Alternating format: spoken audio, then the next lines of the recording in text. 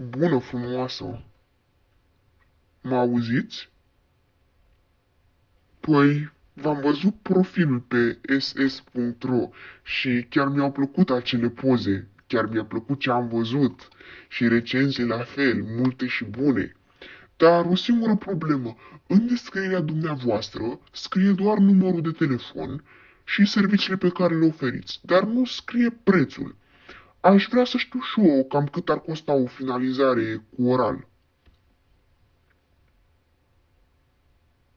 Mă scuzați? Doamnă, ăsta este numărul de telefon.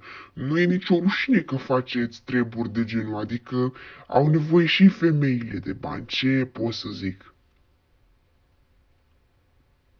Doamnă, aveți chef de glumă? Eu cred că dumneavoastră aveți chef de glumă și de banjocoreală. E numărul dumneavoastră, fix aici, în fața mea, pe calculator. Doamne, acesta este numărul. Nu mai veniți la mine cu prostii de genul. Acesta este numărul. Puteți doar să-mi spuneți prețul. Ce? Nu e o rușine, doamnă, doar spuneți prețul. Fă curvă, spune-mi pula mea prețul. Ce vii la mine cu tupeul ăsta, cu de-astea? Doar spune, măi, femeie, prețul. Doamnă, dar ce aveți, doamnă? Ați nebunit, sunteți nefutută? Păi la ce post să le-am văzut eu pe acolo, se pare că nu sunteți. Dar la cum vă comportați acum... Doamnă! Alo! Spuneți, maică, prețul!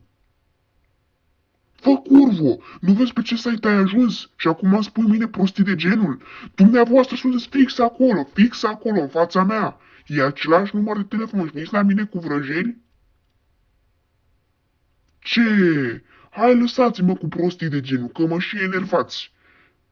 N-am mai întâlnit una ca tine așa. Cu fițe, cu figuri, cu umflat, cu căcat. Doar spuneți-mi, doamnă, prețul. Ce e, așa de mare e prețul? De nu vreți să-mi spuneți? Vreți să-mi spuneți după ce facem? Că mai sunt unele care fac scheme de genul secret șmechere. Probabil ca dumneavoastră de altfel. Doamnă, dar ce nu înțelegeți? Este numărul dumneavoastră fix acolo.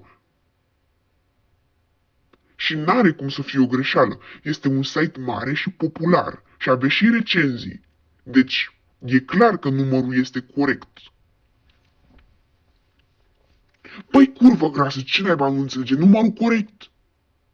Fă, e numărul corect, fă, doar zi prețul. Ce e așa de rușine? Ce este de de rușinoasă?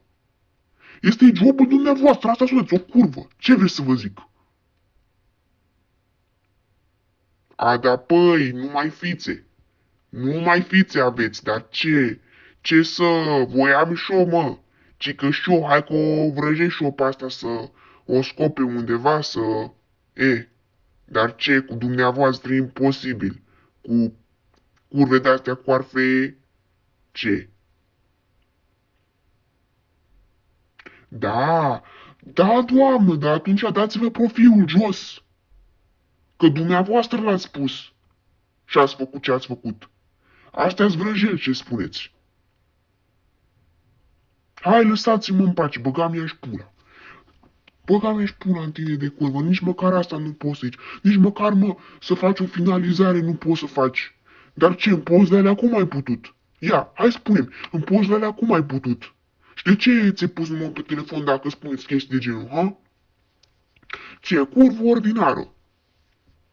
Te-ai săturat de la partea de aseară. Hai, lăsați-mă cu vrăjile, băga-mi și pula.